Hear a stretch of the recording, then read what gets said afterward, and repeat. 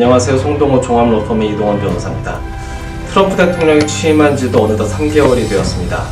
취임 전부터 강력한 불법 체류 단속 및 추방 의지를 보여온 트럼프 대통령의 정책에 따라서 지난 3개월간 전에 없던 초강경 추방 단속이 이루어지고 있습니다.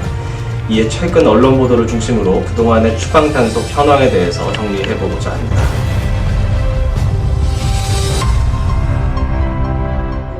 국토안보부의 전방위적 추방 단속이 급증했습니다. 특히 3월 마지막 주부터 이민세관 단속국이 대도시를 중심으로 2주간 집중 단속한 결과 전과자뿐만 아니라 미립국자 및 기존 추방 명령자를 포함해서 약 450여 명이 체포된 것으로 발표되었습니다. 이민세관 단속국 웹사이트를 보면 해당 작전을 통해서 체포된 불법 체류자 중 뉴욕은 총 31명이었습니다.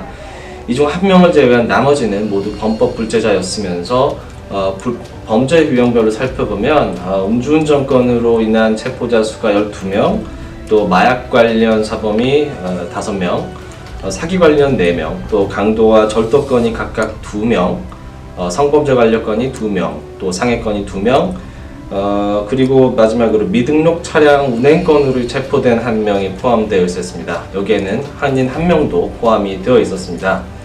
이외 타주에서도 단속된 불체자들의 유형별 통계를 살펴보면 기본 정부에서는 이민국 검찰 재량으로 추방 우선순위에서 후순위로 밀려있던 경미한 범법자들도 트럼프 행정부에 들어와서는 추방 단속 대상에 포함되어 있음을 알 수가 있습니다.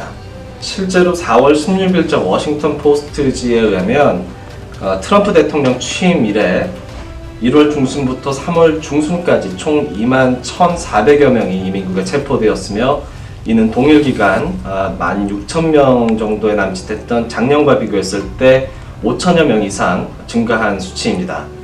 특히 이 중 5,500여 명은 형사 기록이 없는 단순 신분 미비자에 해당하는 점에서 이민세관 단속국의 강력한 추방 단속 의지를 보여줍니다.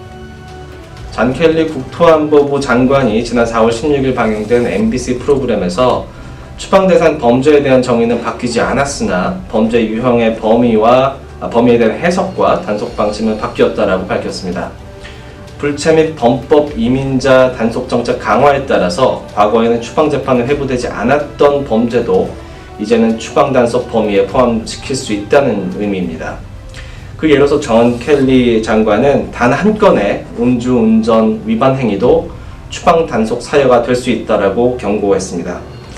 물론 이러한 경미한 범법 행위로 인해서 추방 재판을 회부되더라도 해당 행위가 추방 명령에까지 이르게 될 수 있을지에 대한 여부는 재판을 통해서 밝혀질 사안입니다만 현재 신분 없이 미국에 체류하고 계신 분들 중 사소한 범법 행위로 인해서 추방 재판에 회부될 수 있다는 점에서 법규 준수에 그 여느 때보다도 주의를 귀 기울이셔야겠습니다.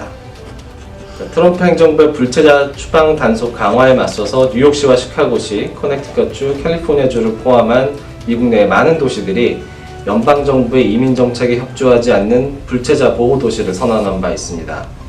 이들 도시는 대부분 중범죄자를 제외하고 연방이민국의 불체자 신병인계 요청에 협조하지 않는 등 불체자들을 보호하겠다고 선언한 도시들입니다. 그럼에도 불구하고 최근 뉴욕시경의 행정직원이 2명의 불체자 신원을 이민국에 제공하고 또 버먼트주의 DMV가 지난 2015년부터 불체자 운전자들의 개인정보를 이민국에 제공해줬다라는 사실이 밝혀지는 등 더 이상 불법 체류자들에게 안전지대가 존재한다고 믿기 어렵습니다. 최근 이민 관련 언론 보도가 연일 계속되고 있습니다. 사실 보도에 대한 법조인의 정확한 시각을 담은 정보를 알려드리고자 저희는 앞으로 새로운 이민 관련 뉴스가 있는 대로 정기적으로 전달드리려고 합니다. 저희 송동호 종합로펌은 앞으로도 여러분의 권익 보호에 앞장서도록 하겠습니다. 감사합니다.